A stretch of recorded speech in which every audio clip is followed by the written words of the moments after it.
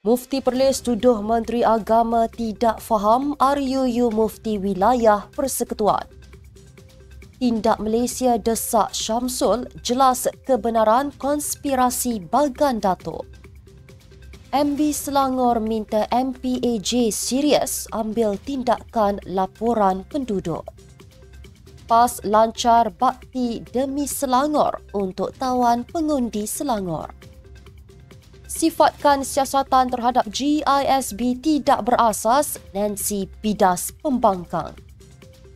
Perbicaraan saman fitnah terhadap Zahid ditangguhkan, Tun Mahathir masuk IJN.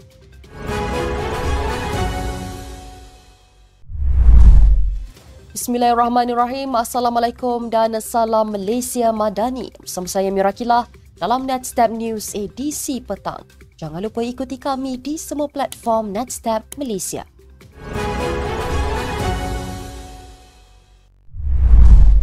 Mufti Perlis Muhammad Asri Zainul Abidin mendakwa tindakan Menteri Agama yang ingin mensyaratkan akidah rakyat boleh menyebabkan kesesatan. Menteri Agama Muhammad Naim Mokhtar dikritik berkaitan rang undang-undang RUU Mufti Wilayah Persekutuan 2024. Mufti Perlis menjelaskan kebanyakan umat Islam tidak faham akan ajaran Asyairah dan Maturidiyah yang ingin dijadikan sebagai identiti Ahli Sunnah wal Jamaah.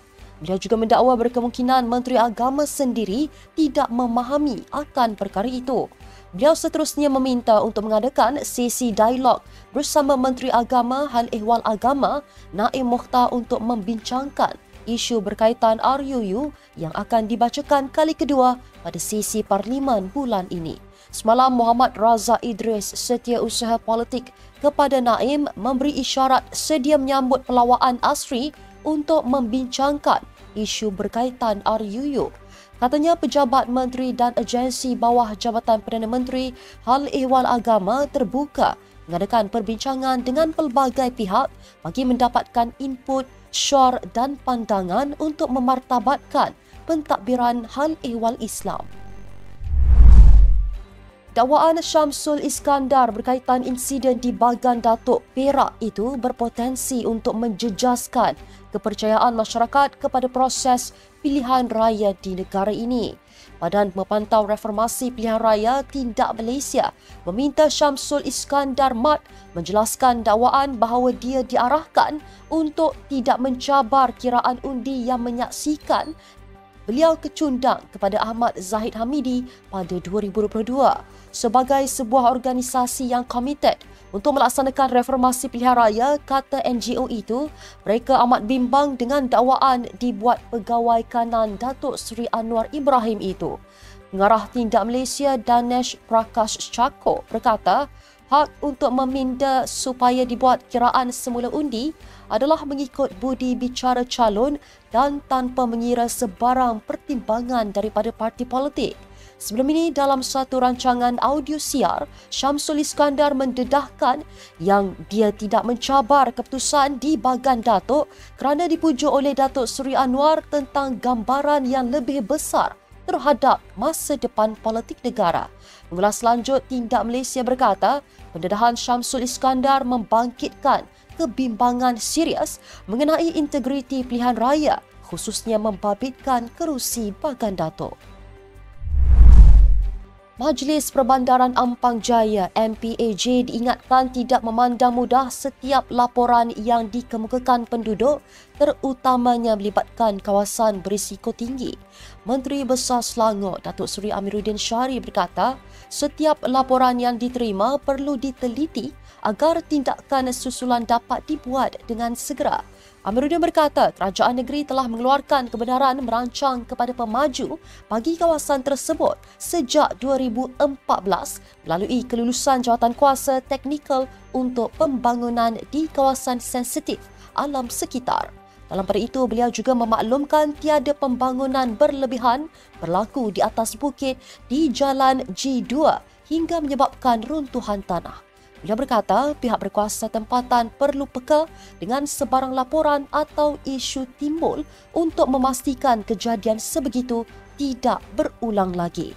Beliau juga memaklumkan keseluruhan kawasan termasuk longkang dan jalan raya berada di bawah bidang kuasa pemaju atau pemilik tanah. Dalam perkembangan lain, Amiruddin turut mengingatkan penduduk terutamanya di kawasan pesisir pantai negeri Selangor membuat persediaan bagi menghadapi fenomena air pasang besar ataupun air pasang tinggi yang akan berlaku bermula 18 Oktober hingga 20 Oktober ini. Lancaran kempen bakti demi Selangor oleh PAS Selangor dikatakan strategik yang tepat untuk memperkukuhkan sokongan bukan sahaja daripada pengundi Melayu, malah dalam kalangan anak muda dalam pengundi bukan Melayu di negeri itu. Ketua Dewan Pemuda PAS Muhammad Syukri Omar berkata, sebagai sayap muda yang aktif dan progresif, pihaknya akan memanfaatkan sepenuhnya kekuatan dan keupayaan sayap itu bagi memastikan visi dan misi kempen tersebut tercapai. Ujar beliau, tenaga dan komitmen pemuda PAS akan digerakkan ke seluruh pelosok negeri Selangor untuk menyatukan undi anak muda tanpa mengira latar belakang kaum dan agama dalam usaha memastikan kemenangan Perikatan Nasional di Selangor pada pilihan raya umum ke-16. Terdahulu, PAS Selangor melancarkan kempen bakti demi Selangor sebagai langkah proaktif dalam persiapan menghadapi PRU 16. Tambah Muhammad Syukri, Dewan Pemuda PAS Selangor juga akan memastikan usaha-usaha mendekati segmen pengundi bukan Melayu dan bukan Islam diperhebat agar PAS dilihat sebagai wadah politik yang inklusif dan mampu membawa kebaikan kepada semua lapisan masyarakat. Dalam masa yang sama, ujar beliau, sayap itu juga beriltizam untuk mengikis sebarang persepsi negatif terhadap perjuangan PAS dan memperbetulkan salah faham yang masih ada. Menteri Pembangunan Wanita, Keluarga dan Masyarakat Datuk Seri Nancy Shukri mempersoalkan dakwaan Ahli Parlimen Pembangkang yang menyifatkan siasatan terhadap GISB adalah bercelaru. Nancy berkata pihak berkuasa khususnya Jabatan Kebajikan Masyarakat JKM menyelamatkan kanak-kanak terbabit mengikut proses dan prosedur ditetapkan. Beliau juga mempersoalkan keberadaan Ahli Parlimen Pembangkang di Dewan Rakyat semasa siasatan GISB itu dijelaskan ketika soal jawab lisan di Dewan. Semalam, Ahli Parlimen Masjid Tanah, Datuk Mas Ermiati Syamsuddin mendakwa kes GISBH agak bercelaru seolah-olah dilakukan secara tangkap muat. Beliau berkata sejumlah besar kanak-kanak yang diselamatkan bukan dari rumah kebajikan yang didakwa berlaku kejadian liwat atau penipuan. Pengulas lanjut Nancy berkata JKM tidak sesuka hati menyerbu mana-mana premis kerana agensi itu bertindak berdasarkan maklumat polis. Beliau berkata pihak polis sudah bersedia dan menjalankan siasatan sejak awal lagi.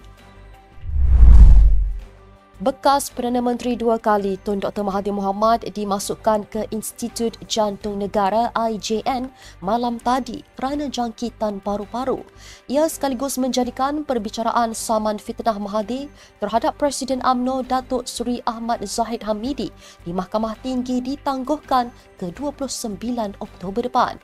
Peguamnya Mior Nur Haidir Suhaimi memaklumkan kepada Pesuruhjaya Kehakiman Gan Tekiong bahawa anak guamnya dimasukkan ke IJN malam tadi. Surat daripada seorang pakar kardiologi IJN menyatakan Mahathir dirawat di hospital kerana jangkitan saluran pernafasan bawah. Sejak Isnin lalu, Mahathir berada di kandang saksi dan disoal balas oleh Peguam Ahmad Zahid Syahrul Fazli Kamaruzaman. Mahathir memfailkan saman terhadap Zahid selepas Timbalan Perdana Menteri mengeluarkan dakwaan merujuk nama Kuti di mana menurut Mahathir bertujuan menghinanya. Sekian untuk edisi petang ini. Ikuti perkembangan semasa isu-isu panas politik Malaysia setiap hari hanya di Nightstep News. Jangan lupa untuk follow Facebook Nightstep Malaysia dan subscribe YouTube Nightstep TV. Nightstep Malaysia, bersama melangkah dengan yakin. Saya Mirakilah, Assalamualaikum dan salam sejahtera.